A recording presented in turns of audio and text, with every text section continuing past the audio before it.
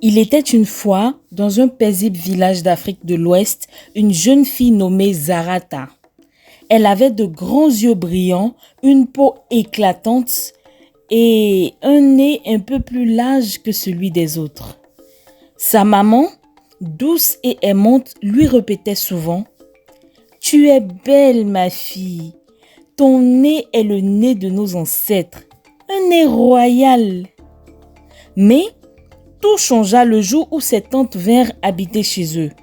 Elles passaient leur journée à la taquiner, à rire derrière son dos. « Regardez-moi ce nez-là.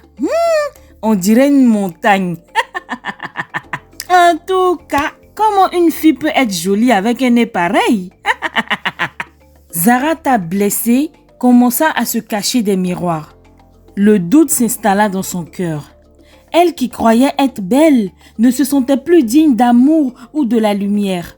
Les années passèrent et puis un jour à l'école, elle fit la rencontre de Bintou, une nouvelle élève pleine d'assurance. Bintou avait aussi un nez imposant, mais elle en était fière. Notre nez, c'est notre force. Regarde les reines de notre histoire, ma chère Zarata. Ce nez, c'est l'Afrique, je te le dis.